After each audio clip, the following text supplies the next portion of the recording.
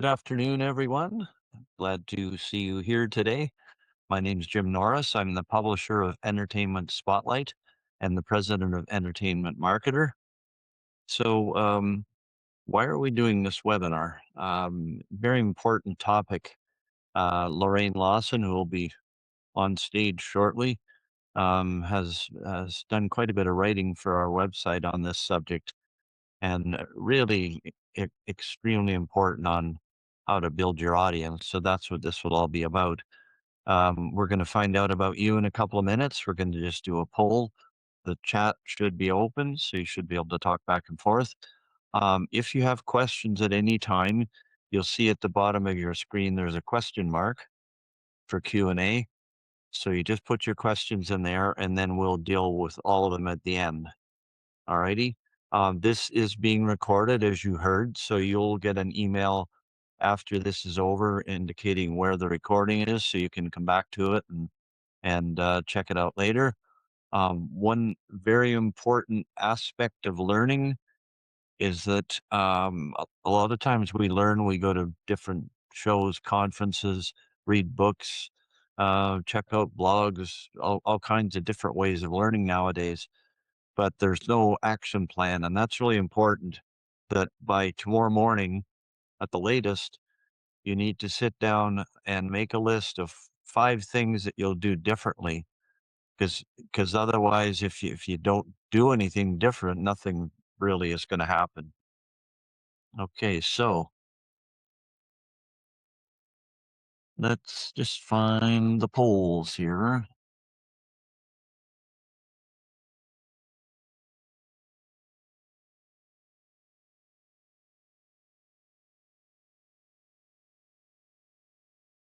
Okay, so the first part of this is just where you're from. Pretty straightforward. Divided into parts of Canada, United States, foreign, if any. Looks like we're strictly, oh no, there's a few of our friends from south of the border. Let me just publish that so you can see it. So mostly Ontario, some from Western Canada, Quebec, nobody from the Maritimes. So that's unusual. So main area of interest, and this one is multiple choice because we know people in music end up doing a lot of different things. Very few people just do one thing. So with this one, you can check more than one. We have musicians, songwriters, music business professionals, educators, other.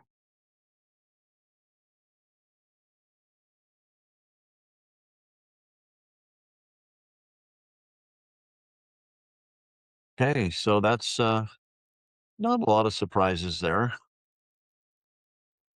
So today we're very, very lucky to have Lorraine Lawson with us. Known her for a few years. Um, and she's written for our Canadian Music Spotlight quite a few times, which is really good. Lorraine, she'll tell you a little bit about this as well, but she's a vocalist, of course, a vocal coach, a performance coach, and an author as well of magazine articles and a couple of books. So we'll just get Lorraine there to fire up her video, and Thanks, Jim. I Thank will you so much. I will just stop sharing this here. There we are. Okay. Okay. So, Fantastic. yeah, I'm glad you could make it here today. That's for sure. So was my explanation of your past accurate? Very accurate. I also should mention to people that I have been an artist myself. I have several CDs that are available on Spotify and around. But from the age of 16 to 26, I probably made 20 different albums that never got picked up or signed, but certainly a lot of promise around the potential of those albums, and even recorded for Hans Zimmer as I was told I was gonna be the next Celine Dion. So if there's any songwriters and artists with a big dream, I certainly know what that's like, and moving into this role as a coach, I am deeply passionate of helping people build their business because it's never been easier right now to create something from nothing and attract your ideal audience to you. So I'm excited to jump in on our conversations today, and hopefully people will leave with tools for them to start their own business, whatever that may be, and attract their ideal audience to what they're doing. Excellent. And it's amazing you've done all that at only 29 years old. That's incredible. That's right. That's amazing. So the first thing I went back to one of the articles that you wrote for us, and the first thing I'd like to talk about is consistency. And I deal with a lot of companies on marketing and musicians as well, but companies, and that's probably where they fail the most is just being consistent, because it pays off. So maybe if you can talk about that, the fact that consistency beats perfection, that it doesn't have to be perfect. That's one thing I learned when I was recording, and you'd get to a certain point, and the producer, assuming he was smart, would just say, "That's it. That's as good as it's gonna be right now," and you do get a chance to do another one later. So kinda learn that you just keep going. So maybe you could just talk about that point to start with, about consistency. Sure. There are really layers of what it means to be successful. And our topic right now is about finding and attracting your ideal audience to you. So when we think of the word being consistent, most artists cringe to your point earlier. It's like, I don't want to be consistent. I don't want to have a routine. It sort of is a resistance to this idea of constant, consistent, compounded effort. It's not in our nature as an artist. We really rely on our feelings and our inspiration in the moment to create something. But when we're talking about attracting an audience, consistency is the number one thing that you need to be, not just in 2026. So we know that obviously if we're using any type of social, the consistency of posting regularly, getting back to people if they have liked or commented consistently every day, small actions. If you are releasing music, the more consistent you can release music more frequently, we are actually training an algorithm, a computer program that is really helping you right now, not hurting you. Again, that resistance has to disappear and recognize that that algorithm is actually trying to help you find your ideal audience. It's never been easier in our industry to do that by yourself on your own. And with some of the tricks that we can go through today, that compounded, consistent effort really can lead to an abundance of success that maybe people who are waiting for that, as you said, that perfect post, maybe it's a perfect video, that perfect song that they've invested a lot of time and money in. You would love to think that that's the reason why people are going to fall in love with what you're doing, but it really is that consistent, compounded effort daily that wins. Good, that's excellent. So, how do you discipline yourself to do that? To make sure every day you are being consistent? Because if you have the temperament of an artist, as you said, being consistent is kind of the opposite. Is that, a lot of people I know that are artistic, their temperament and the way they do things just changes all the time depending on what the temperature is. Correct. So we can go through something maybe after, but I'll answer your question first. Well, one of the things that I noticed as a vocal coach, performance coach, I have been working with labels, managers, really top producers, whether it be Gavin Brown in the rock realm or Ron LaPata or Stefan Macchio. I've worked with the Gila and Belly, who are behind a lot of XO and The Weekend. So I've been in the studio with some really big producers who have referred me and recommended me. So as a coach, vocal and performance, I saw this gap to what you're saying. The consistency wasn't there. Truly, the confidence in the artist, even the songwriter, to realize that they are responsible for their outcome. The industry was really divided for a number of decades where the artist could be the artist and truly rely on their emotional state to create. And then we had an industry that said, "Don't worry, artist, I've got you. I'm going to help market. I'm going to promote. I'm going to do the business side for you," whether it's an agent, a manager, or label. We know that in the last 6 years, potentially the last 16 years, that's broken down, right? Certainly in early 2020s, that idea broke down, and the artist was able to, through streaming, upload their own music through social, be able to connect to their ideal audience. So, how have I been able to help? Is that in that gap, I started to create programming, and so in 2018, maybe I started a program called Artist Development Intensive where a group of a select 10 artists met each and every week in a location. There was performance coaching around that, but mostly it was showing, sharing, talking, networking, and as a community building accountability.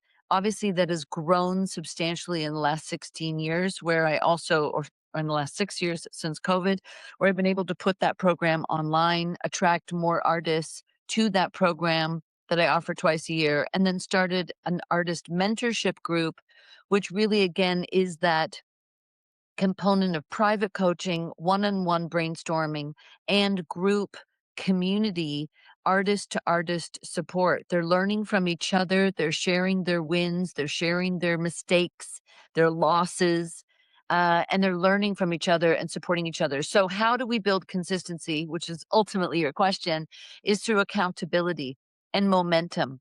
If people are only doing these big projects and big action steps that are extraordinary. I mean, some of the music that has been made, as we know, in Canada, especially where we're both from, the Canadian writes incredible music because it's in us. It's who we are. If you live in the north, if you live in the cold, we are writing songs because we really want to tell a story. So whether that's Joni Mitchell or whether that's Roy Woods, who I happen to work with, or any number of artists in between. So I think that this idea that big action steps is no longer the win. It's small compounded steps that creates a momentum. So the two words to really take away for your audience here is to create small wins that create momentum that you can feel more confident by doing and doing a lot. And then the second is have a community that holds you accountable to what you say you're going to do, because when you work alone, which many of us do in this industry, we need community to say, "Hey, you said you were going to do this and this and this." So I think, and that's where again, maybe having that larger support that was available before helped a lot of artists. But let's also add to this conversation that very few artists got signed. And now there's an abundance of people able to do what they love like never before. The gate is wider and deeper than it's ever been. I think we're up to almost 200,000 songs being uploaded to Spotify each and every day. We again have these incredible social media platforms that are free and that artists, songwriters, producers can take advantage of right now. That's definitely true. One of the things that's amazing about social media and is the international market. For a Canadian artist, we're such a small part of the world, and there was so much risk before to try and figure out where your music would do well, and if you had to travel and all the different things you had to do. But now, if you're posting, you get analytics, you could find out that maybe your music is has traction in Italy, for instance, and to do that before would have been impossible, but now it's easy to do that, to figure out geographically where your music is, and because it's not just because you're Canadian doesn't mean it's gonna do well in Canada. It could be somewhere else completely, but you can find that out pretty easily from what you put out there and the response that you get. Well, I think that what your point is huge, and I'll give you a few examples to your audience here. There's a Canadian band named Neon Dreams, and at the beginning of COVID, they relied on their data to say, our audience really isn't in Canada. One of our songs was blowing up in South Africa, and they followed that trail moving to South Africa, allowing their fan base to say, "Where should we play? What are the number 1 festivals that we should participate in and submit our names to?" And they have really built an audience, because of that. They've also befriended an enormous amount of artists in their lane, in that genre that they can again track through their data that they're getting back from streaming, and they've gone on multiple European tours as well. Elijah Woods is a client of mine. He has gone to Asia twice, fully independently, being able to again rely on that data, that social media, targeting, sponsored ads, almost directly to a city. So you can really build something. Chris Gray is a client of mine. And if anyone is on here that really wants to follow a major success story, he started with me in 20, I don't even know. He was 15 years old. He's probably 24 now, and he's at 10 million monthly listeners. This is following the data, really seeing what is working, doubling down on that, and he's about to do his first headlining tour, 2 weeks in North America and 2 weeks in Europe. So this is possible with no major radio, no major label support. That's excellent. That's great. So, And that's just an talking example. I just want everyone to know there's many examples. There are so many artists winning that never would have had a shot with the old model of the music industry. good segue there into the importance of live performance. I mean, live performance is how it started way before there was even recording, and it sort of goes up and down in favor. But for an artist, it's really important to get out there in front of live people. Maybe you can talk about that if somebody's watching Sure. this and they haven't really been doing any gigs. How can they get started? Well, I think one of my articles with you just recently were that there are 3 lanes that people can really choose. I hope everyone can see that. One that we were just talking about is some kind of regular releases, right? We were just talking about releasing music. So regular releases and then following the data. The other is visual identity. And that, again, we can use and really follow the data on that as well. Having that same look, the same kind of brand that is going to attract an audience to you visually. Please remember, everybody, that most of your content is being consumed on silent. So if you are using social media as a way to find your audience, they have to unmute. So if you are thinking that it's the music that's going to do it, it's more something visual, something about you, your energy, your smile, could be your hair, could be your outfit. I often use Lady Gaga's meat dress as an example of this to really stand out in the world. But then what you're talking about, Jim, is so important, which is performance. And this is where we can actually monetize probably the most for the independent artist. Live performance is still by far the best way to attract a real fan, a loyal fan. Here, you might get some numbers, you might get some streaming. I have an artist that I've coached on and off. Her name is Caris, Carys, and she was awarded in 2020 1 billion streams on her catalog, or maybe 2021, and no visual identity. There was nothing that the audience was really grabbing onto. So she was getting the streams on curated playlists, but there was no obvious connection to who she was visually to allow her to sell tickets to a show. And so what we're seeing is that when people are using that visual identity on social, they can really start to build backwards. That regular releases, now there's a connection, and obviously live performance where we're now standing in front of people and we're giving them a feeling, an experience. As AI is clearly a part of our world now, people are craving live performance. Out of COVID, we've seen ticket prices go out of control right around the world. There's the opportunity to sell merch here, and even the smallest of artists can start to build something monetarily, in addition to that live connection, human to human, that the music industry has always relied on. And I'll give you another example of where this can inform the other. So if it starts with live performance, you can use live performance. Can you see that? Can anyone see that? Oh, there we go. Live performance. Um, mhm. It makes sure if everyone can see. Yeah, I don't know.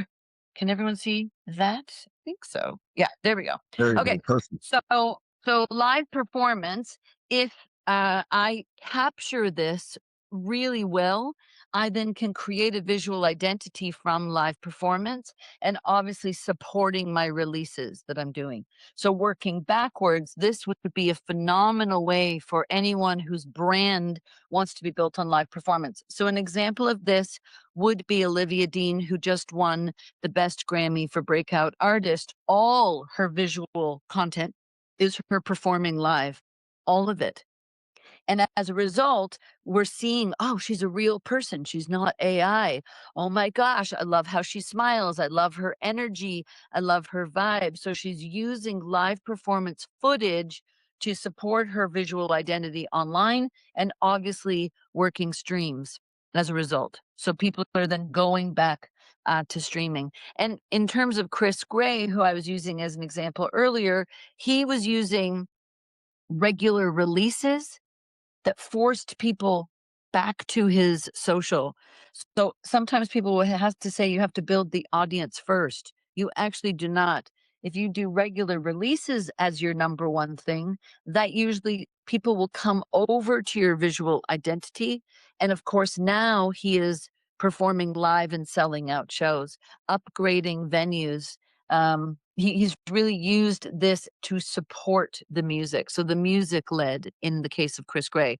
So I think that there's any number, or and I could use visual identity maybe with another example of Crash Adams, really amazing Canadian duo who used visual identity, a gimmick of a I call it juxtaposition, where they took a couch and they would put it in the middle of an intersection, this red couch, and take pictures and shoot video, and it just became so powerful. They did it over and over and over. That visual identity really stood out to support their releases. And then again, now following the data, they've been all over, in particular, um, the UAE, Dubai. They've been performing all over Asia, and their performance has been huge following that data again. So these are the three lanes that I think you can choose to be your leader, but know that we have to have all three to really have the level of success that a lot of people are looking for.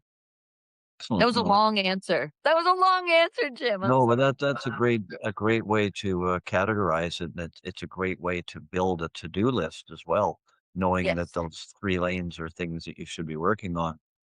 Um, One thing that I've found, especially having been in the publishing industry so long, is that not enough attention is paid to photography and videos, the quality.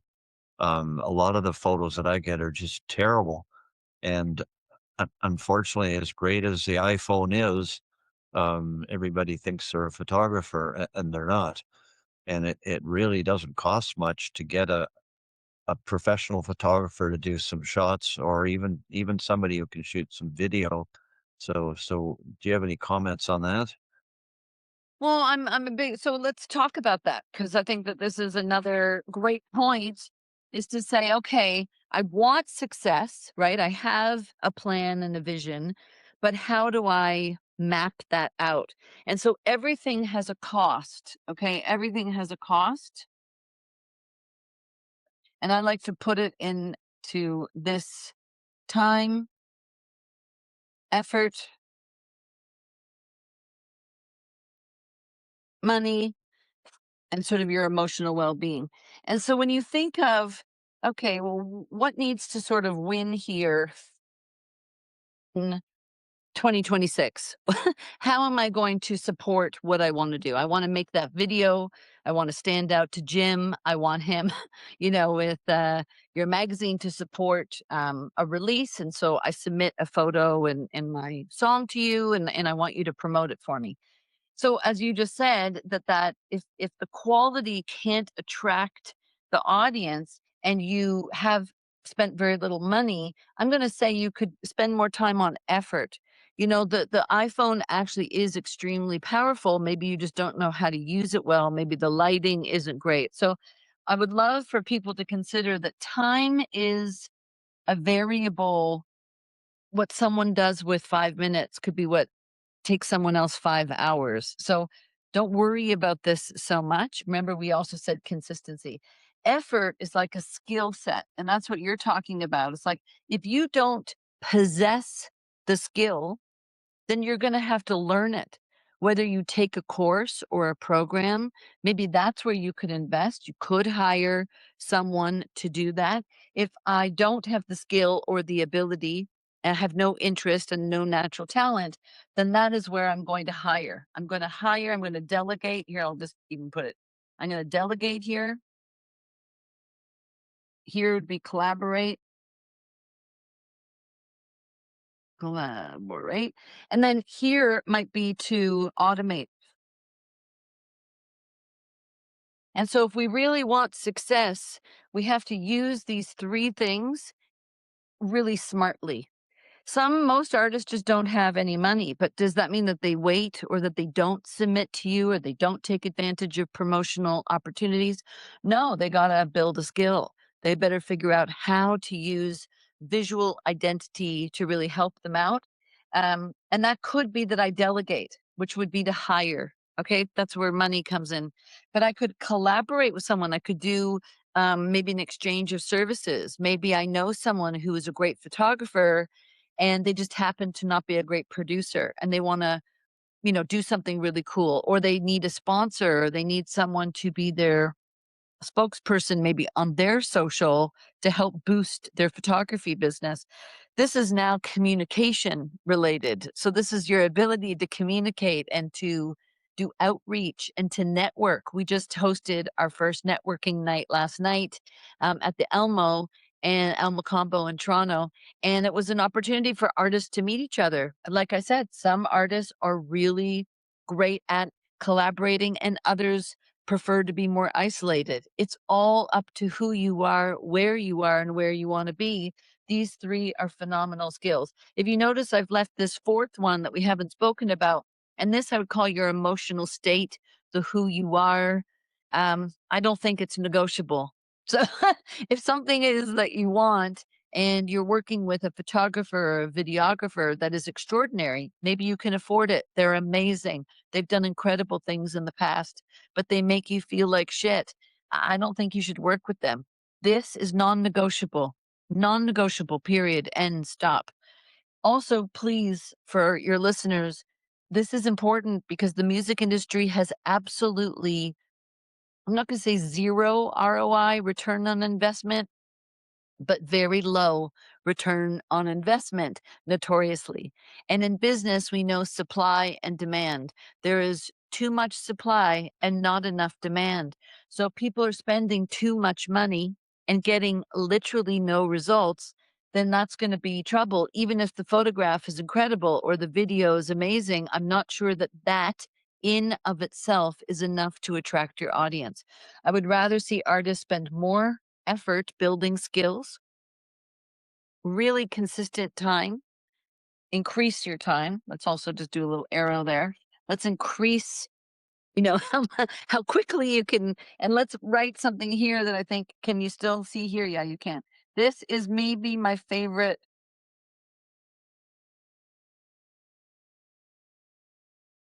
phrase, but creativity loves speed. And so sometimes when we hire professionals, it can slow down the process.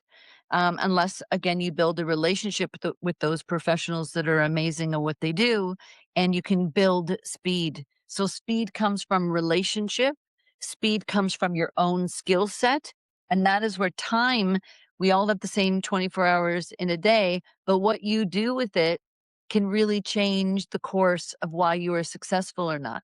So creativity loves speed. Be careful to be too slow. We cannot create those small compounded wins if we are too precious about each and every decision, each and every collaboration that we make.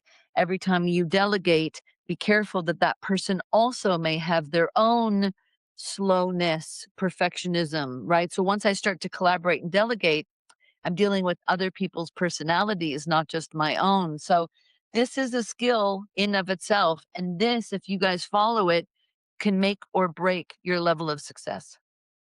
That's a really good point. Um, so, um, how with those the 3 lanes that you've identified, how does somebody figure out where to start? Um, if they haven't started anywhere, in other words, they're just starting off and they're looking at your 3 choices there, where should Woo! you said ultimately they should be driving All in all three. 3 lanes, but where obviously they're gonna start somewhere. How do they figure out how to do that?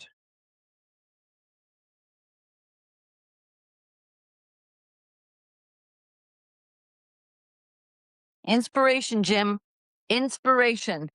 You know, you have to get in tune with your little inner dialogue, your antennas of frequencies that are informing you of what lights you up. Inspiration can come from what you see and what you hear, what you feel, a conversation, an experience, an observation, a smell, a taste. Maybe, you know, you traveled. You really want to pick up on the frequency of inspiration. Inspiration can come from anger, from heartbreak, heartache. It is not always positive. It is something that stirs your soul and you want to do something about it. And so get in tune with what inspires you. And then I'll do one more thing for you that I just did in my ADI class. And why not do it for you today? Which is what I have called the inspiration wheel.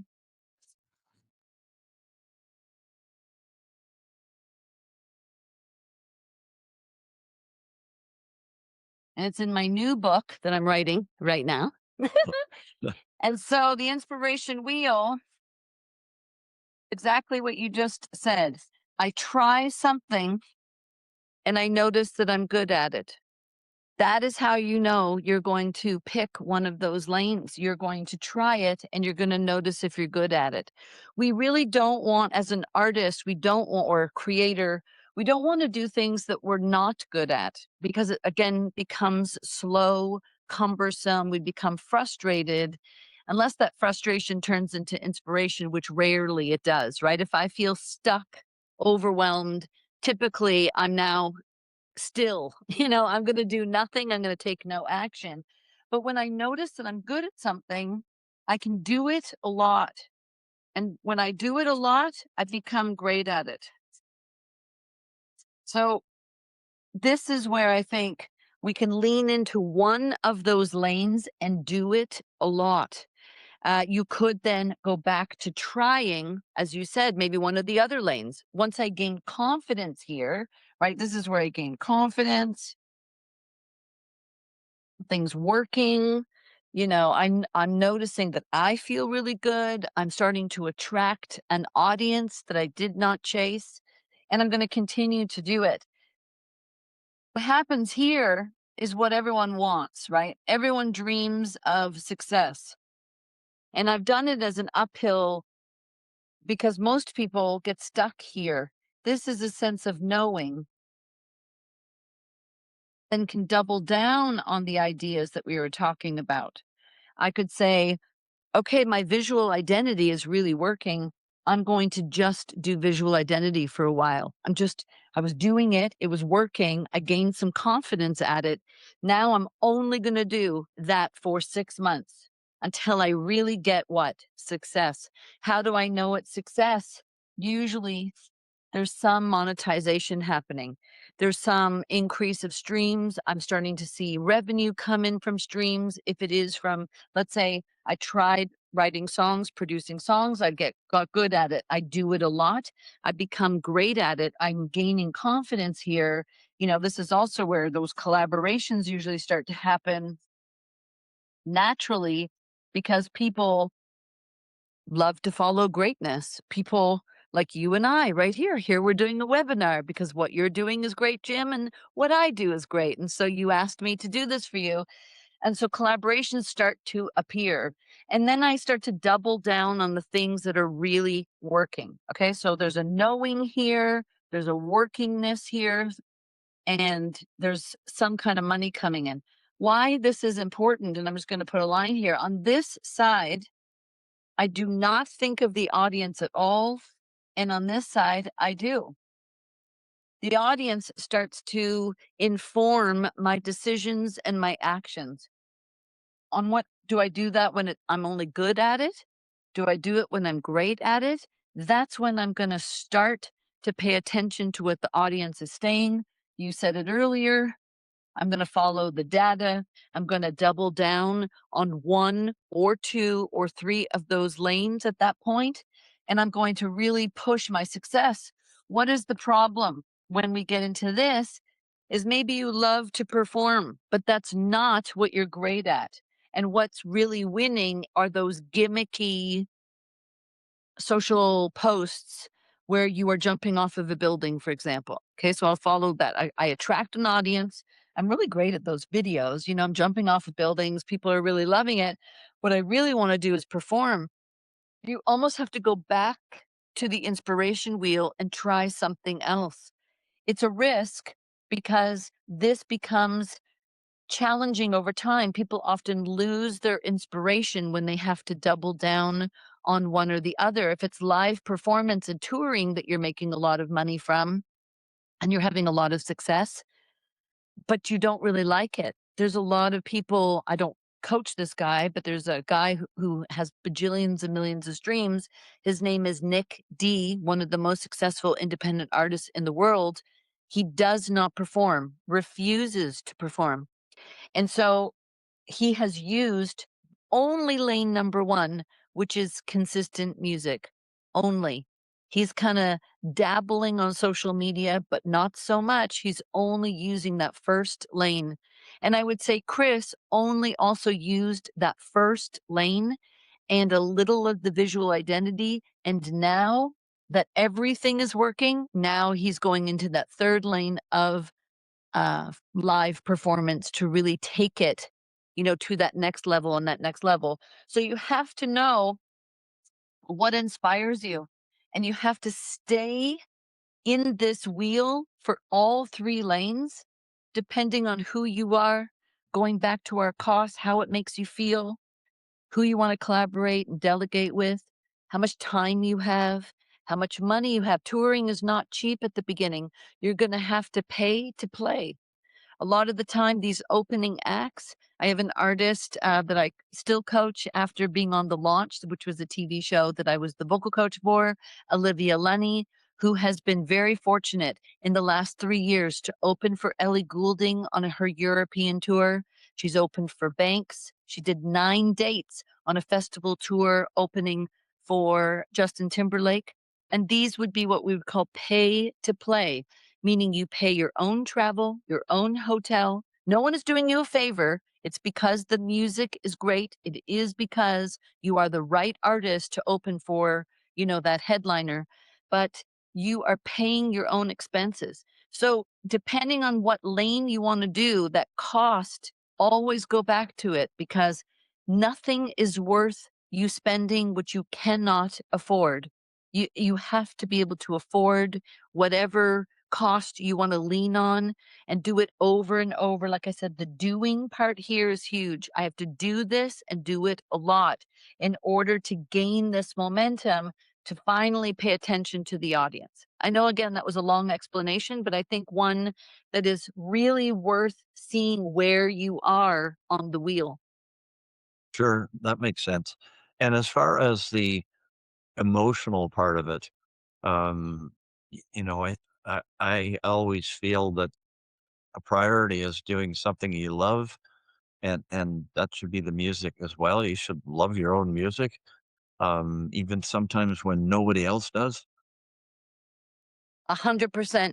In fact, I believe that that's where it should all start because now that we do not have a gatekeeper saying yes and no, we know that the old model of the industry, whether it was an A&R at a record label or a radio programmer who was going to say yes or no to adding your song to radio, this was a chasing what the box looked like.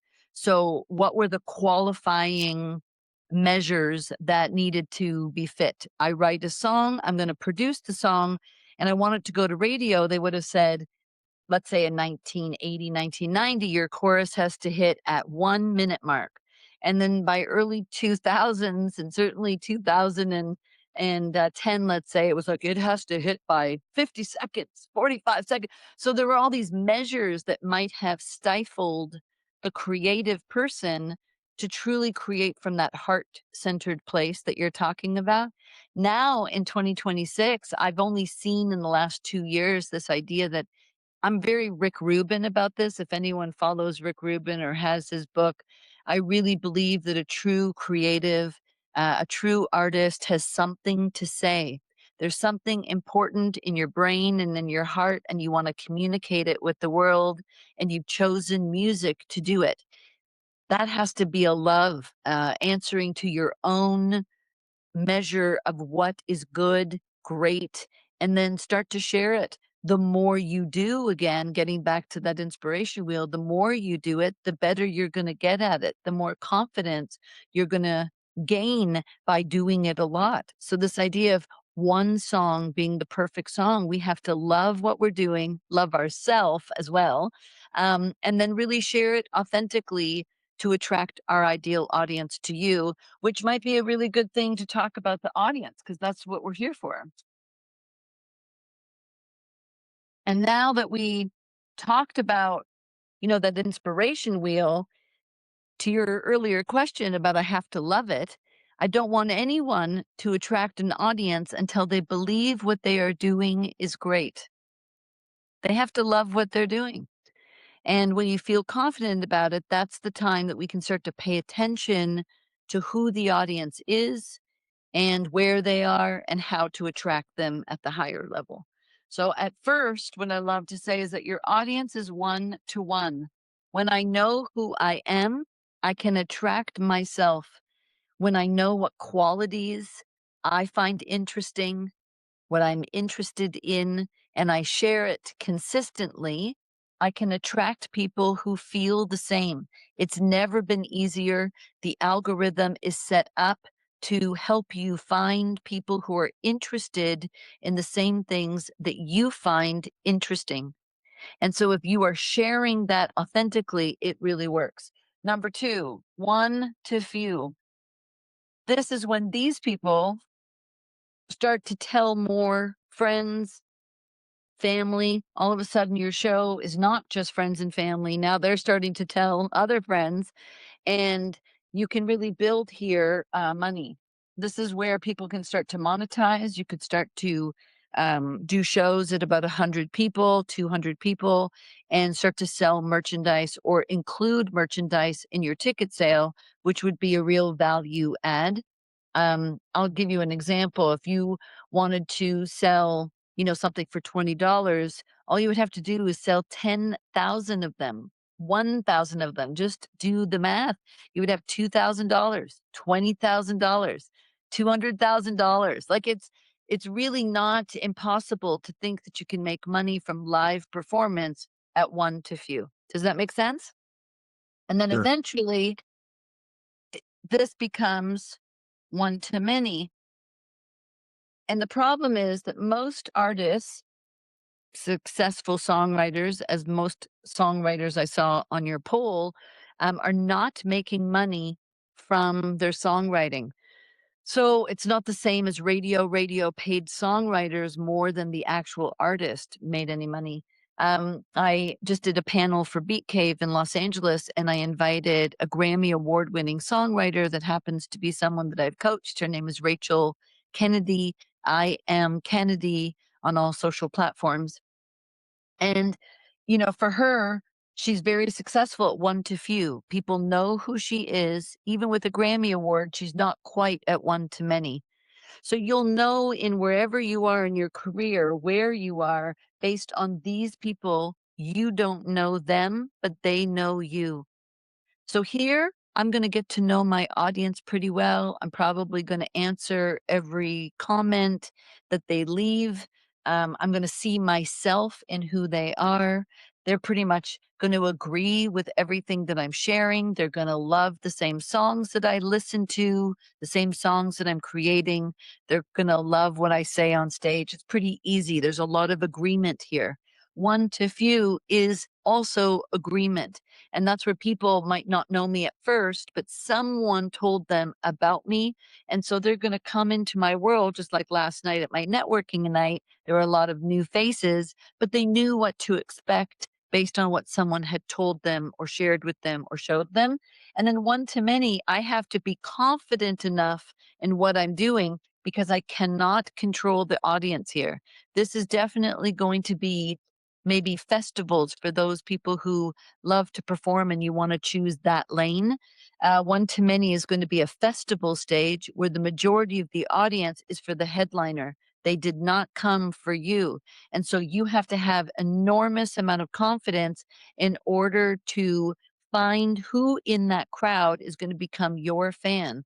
That requires a different level of skill, practice. It's something that I love to do in helping artists really craft their memorable moments, their speaking moments from stage so that they can, see that sea of people and really get them enrolled, those right people for them to become their fan. What I have seen, and many of you probably have too, is this is like a loop also. Once I become very famous, artists who are doing those festivals now become the headliner of those festivals. And what I've seen is the audience almost becomes one to one again. When you become, let's say the Eagles who have just been playing at the Sphere, every walk of life, every age group is going to come to see them perform. They know their music really well, and it doesn't matter. They're not all one to one. They don't all agree with every political, view or any, maybe every lyric to every song, but somehow that shared love of the artist can bring people together in a one to one again. This is a really great way of kind of mapping out where you are in your career and, really to be careful of crossing this line. Do I need one to many? Am I confident enough to do it? Have I invested enough in my personal skills to be able to handle that tour schedule, that larger audience that doesn't know me? It is a grind at that point. And I think we have seen a lot of artists choose, hey, I'm going to stay at one to few, especially in 2026. You can do that. You can surround yourself with people who really dig what you do, collaborate with them, and start to monetize. Excellent.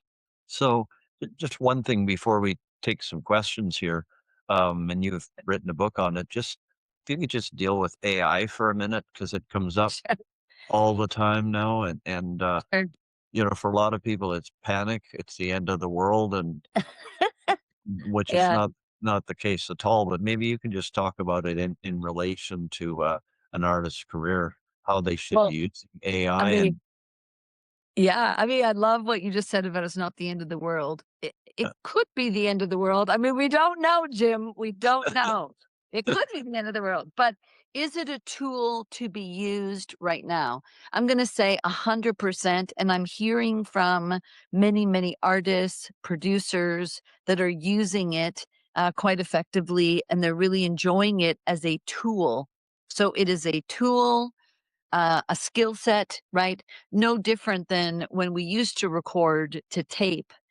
Some people might remember that even before that, all records in the 20s, 30s, 40s, 50s, 60s was recorded live off the floor. So people's skill level had to be extremely high in order to, have a whole band and the vocalist and the background singers and a string section or a horn section, tracking to very expensive tape. It would have cost in today's dollars hundreds of thousands of dollars to make some of the albums that we know now as classic, whether it's Ray Charles or Elvis Presley or, Barbra Streisand, just, Dionne Warwick, whatever, and go even further back, right? So then we started getting into the digital realm, and there would be some engineers and producers who would like, no, you cannot record on tape. But then people started using digital tapes, and then that went to obviously a program like Pro Tools or Ableton, Logic. These are all tools to help the process what? Speed up. Creativity in the end does love speed. And so technology has been one of these incredible things in our world that we want to embrace. We don't want to be afraid of it. We want to utilize it. Okay, all of that being said, that's why I wrote the book. It's like how you use it. I've seen some artists just not know how to prompt it. You haven't taught it who you are. So you have to really say, I'm going to use Gemini. I'm going to use ChatGPT. I'm gonna use Claude. Whatever your preferred AI is, it can almost become your virtual assistant. It could become your ghostwriter to help you with those troubled lyrical lines or um, a rhyming word, no different than you would have used Google or a thesaurus before that. But what we don't want to see is that people are using it to write all of the lyrics. I think that it loses that human element or that individualism that we were talking about earlier, that authentic self expression that you really love. Number two, on the production side, I've had a lot of producers use it to demo songs or to do a base of production. And then they're adding, let's say, to get it to 50%, 60%, and then they're adding their own production elements on top of that to be very successful as well. And third, let's deal with the AI artist, right? The fear that the AI artist is getting more streams than a real artist. Well, they are.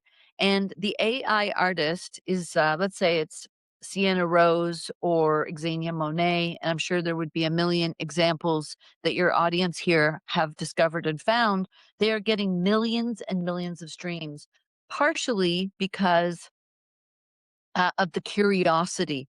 So it's driving people to go listen to it, right? Because it's new, like we've never heard it before. What? This is not a real voice. What? This is not a real drummer or a real anything. And how is someone doing it? So there's a curiosity, but it's also in the case of some of these artists that are behind it, that artist that had the concept of Sienna Rose, I believe is an artist. This person is using AI to be their voice, to be their self-expression. Someone had to prompt the AI to create it. And therefore it is a form of creation.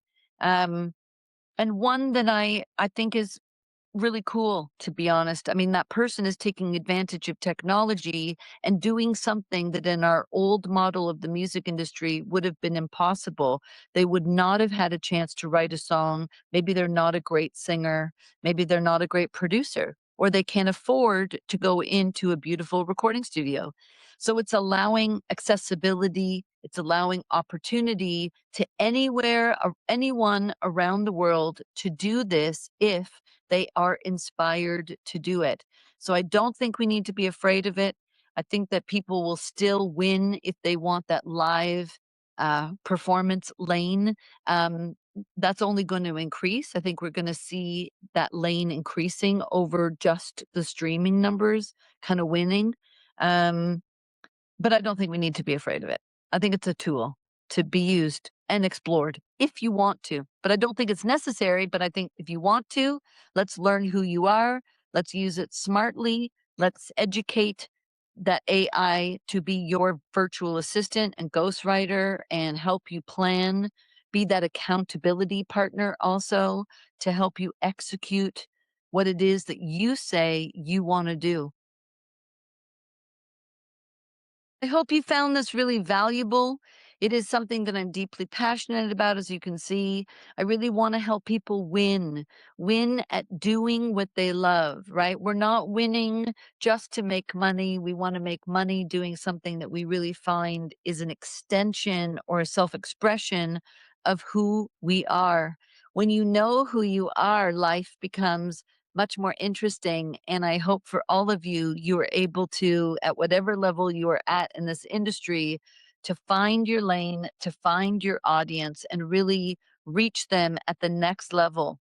This is really cool because they will come to you. You can really attract people by posting regularly, whether it's music, whether it's that visual identity on social, or whether it is to perform live. Go find your ideal audience to you. It's never been a better time. Well, thanks a lot, Lorraine. That was incredible information. Just want to remind everybody here to do their to-do list and put your action plan together.